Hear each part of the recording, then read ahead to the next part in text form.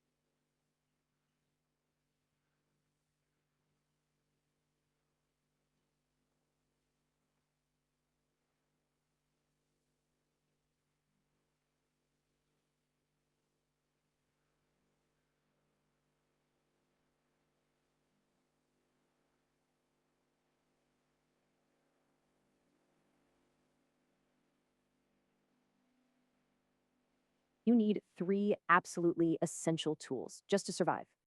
So here they are, the three big pillars of realism. First up, you've got power. That's your ability to get other countries to do what you want them to do. Then you have security. This one's pretty straightforward, keeping your people and your borders safe from any kind of attack. And finally, there's national interest. This just means you always do what's best for your own country first. So yeah, maybe that means buying cheap oil from a regime you don't really like. Why? Because for a realist, your own country's survival and its well-being, that always comes before anything else. Okay, so our idealist is hearing all of this and is probably thinking, man, this sounds so cynical. But the realist would just shake their head and say, it's not cynical, it's just, well, realistic. In fact, a famous scholar named Hans Morgenthau actually laid all this out in 6 core principles. You can think of it as the official rulebook for political realism. All right, principle number 1. It all boils down to human nature. Realists believe that the reason countries act selfishly is because, well, people act selfishly. It's just who we are. Think about it. An individual might want to be the leader of their club or their team. In the exact same way, a nation has this natural drive to be a leader on the world stage. Principle number 2 is all about how leaders think. For a true realist, every single move on the international chessboard is about one thing: gaining more power for their country. That trade deal, it's not about making friends, it's about making your economy stronger. That military alliance, forget loyalty, it's about getting a strategic edge. Okay, number 3, this one's important. The idea of power changes over time. I mean, go back a few hundred years, and power meant having the most horses and the biggest army. Fast forward to today, it's a whole different ballgame. Now, power is about having nuclear weapons or the most advanced technology or a massive economy. So see, the goal, getting more power, that never changes. But the tools you use to get it, they're constantly evolving. All right, principle number 4. And this is a really tough one, especially for idealists. Realists argue that a leader's number 1 moral duty is to make sure their nation survives. Period. So, if lying to an enemy general could save the lives of your own soldiers, a realist would say that lying is the moral thing to do. The survival of your country is the ultimate good, and it can even override what we might think of as universal ethics. Principle number 5 is basically a warning against national arrogance. So your country might passionately believe that democracy is the absolute best form of government, right? A realist would step in and say, that's great for you, but be very careful about trying to force that belief on everyone else. You can't confuse your own country's values with some kind of universal moral law that applies to the whole world. And finally, number 6. Realism says that politics operates in its own separate little world with its own rules. Think of it like this. A lawyer looks at a situation and asks, is it legal? An economist asks, will this make us money? But the political realist? They look at the very same situation and ask one single overriding question: does this action make our country more powerful? That's the only lens that matters. So after going through all 6 of those harsh truths, you can imagine our idealist is feeling pretty down. They might just throw up their hands and ask, so if every country is just out for itself, grabbing for power, is peace even possible? And the realist would say, yes, it is, but it's probably not the kind of peace you have in mind. You see, there are 2 totally different visions of peace here. The idealist imagines a peace built on trust, on cooperation, on shared values, genuine friendship between nations. The realist, their idea of peace is more like a carefully managed standoff. It's a kind of stability, yeah, but it's not built on warm feelings. It's built on a foundation of mutual fear and cold, hard self-interest. So how exactly do you build this peace built on fear? Well, realists have 2 main tools in their toolkit. First is the balance of power. It's super simple, really. If country A builds 10 new tanks, country B goes out and builds 10 new tanks. The goal is to make sure nobody gets so strong they think they can win a fight easily. It's a standoff. The second tool is alliances. This is like the classic playground scenario. The small kid makes friends with the biggest kid on the block to keep the bullies away. It's not about being best friends. It's a smart, strategic move for survival. Okay, before we finish up, let's tackle a couple of final, really common questions about realism. I think this will help clear up what this theory is all about and, maybe more importantly, what it isn't about. So here's a big one. With all this talk about power and survival, you might be wondering, does a realist leader just hate other countries? I mean, it sounds so aggressive. Is that what's really going on here? The short answer is no, absolutely not. The driving emotion here isn't hate, it's distrust. Here's the best way to think about it. A shopkeeper who installs a security camera doesn't hate his customers. He's just being smart and protecting his business. A realist leader looks at other countries with that exact same kind of practical, rational caution. All right, next question. If realism is so practical and supposedly explains how the world works, why isn't it the only theory we talk about? Well, its critics will point to one massive blind spot in the realist worldview. And that blind spot is cooperation. Realism has a really hard time explaining why countries so often work together. I mean, why do they sign these huge international trade deals? Why do they rush to send aid when a disaster strikes another nation? Why do they agree to follow international laws? These are things that just don't fit very well into a worldview that says it's all just a big, selfish scramble for power. So, if you're going to remember just one thing from all of this, let it be the jungle rule. It's simple. In a jungle, there's no king, there's no police force. Every single animal, or in our case, every country has to be strong enough to avoid getting eaten. It's a pretty harsh way to put it, but it perfectly sums up the entire realist mindset. And that really leaves us with the big question to chew on. When you look at the world right now, with all its conflicts, yeah, but also all its alliances, its trade, its cooperation, what do you actually see? Do you see a world that's slowly becoming a real community, one that's built on trust? Or is it still deep down a jungle where the old rules of power and survival are all that really matter? That's the question that political realism forces every single one of us to think about.